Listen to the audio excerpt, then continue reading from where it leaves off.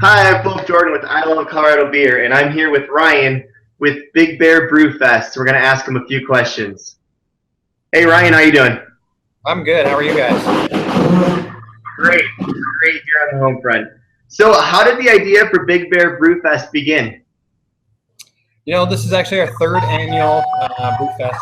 Um, the thought process was with my brother-in-law and I. We really wanted to bring something different to the Pueblo area. There's not a big Brew Fest in the area, and we had gone to GABF and some other Brew Fest throughout Colorado, and we thought what better way to represent great craft beer than to bring a big Brew Fest to Pueblo. How do you even begin to go about setting up this festival? I mean, I've been seeing billboards for it all the way down to Pueblo. It's definitely not easy. I think everybody they have this thought that you just call up a bunch of people and everybody shows up, but it's definitely a big plan in the making. We've pretty much started since June, just getting everybody on board. Great sponsors like Loaf and Jug and Old Chicago and JP McGillis. Trying to get people on board with that. At the end of the day, it's all about the beer and about the charity. And the charity this year is the Homefront Cares out of Colorado Springs, and I'm sure we'll get more into that. But the planning process is, there's a lot behind the scenes that goes on, and then obviously the day of the event is the big part. Just getting everybody where they need to be and making sure that we got the right beers at the right spot. Right on. So, there's a lot of different beer festivals in Colorado. What distinguishes this one from any other one and differentiates it? One of the things that we were super excited about is that Pueblo is still a craft beer growing industry, as is everywhere else. But at the same time, our venue is different in the fact that it's indoors on a carpeted big facility. And the other part that's cool with ours is it's not just craft beer. It's domestic imports.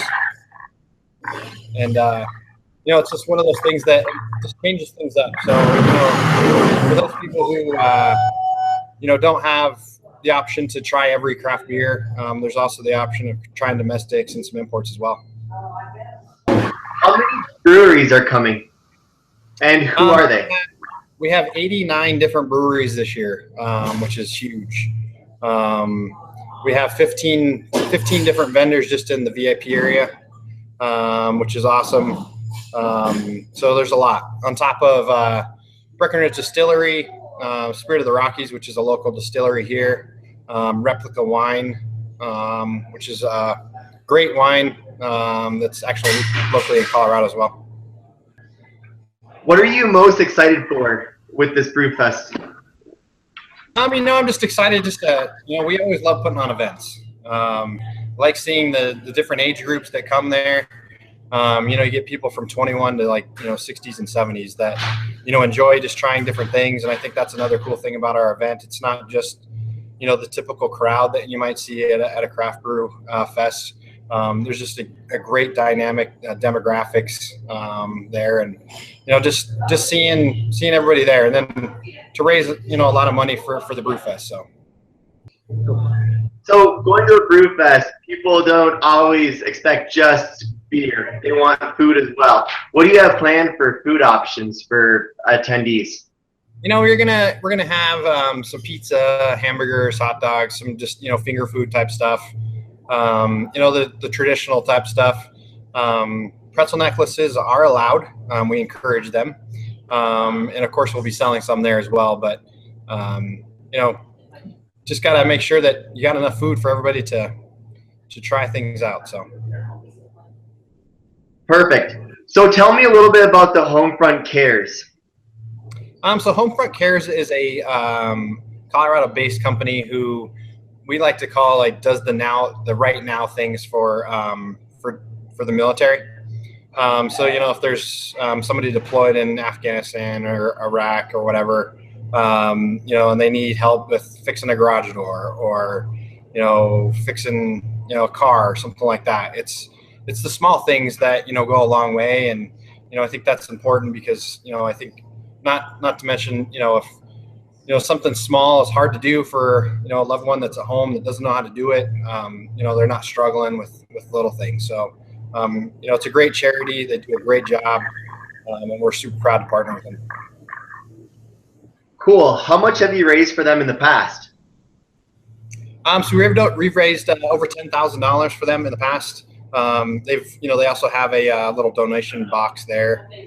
They typically range anywhere from $1,000, just even from people that are walking in, which is cool.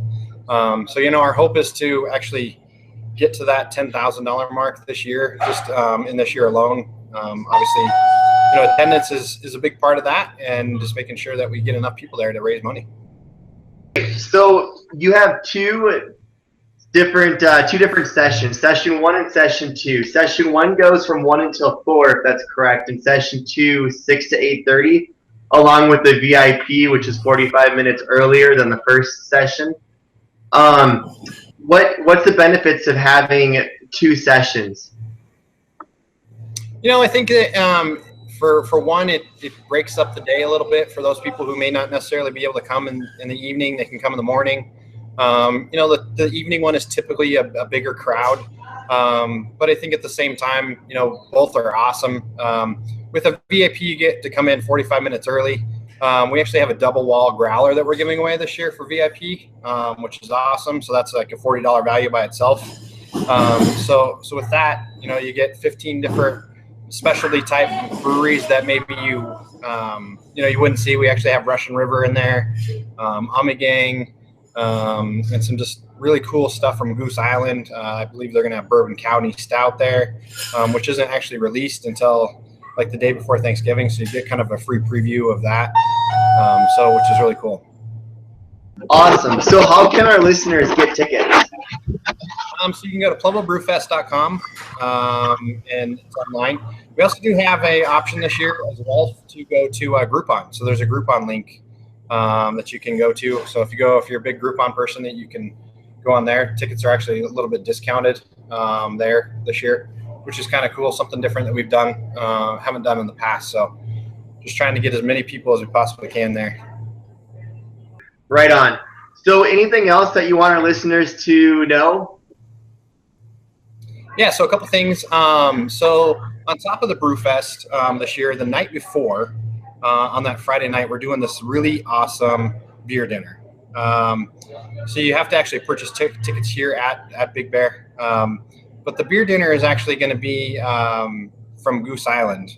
We have a brewmaster coming from Goose Island. We also have a AB chef coming in, and the menu is just amazing.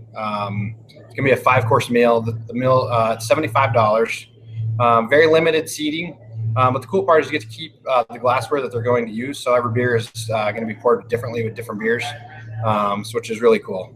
We think it's just a great way to kind of show off Goose Island.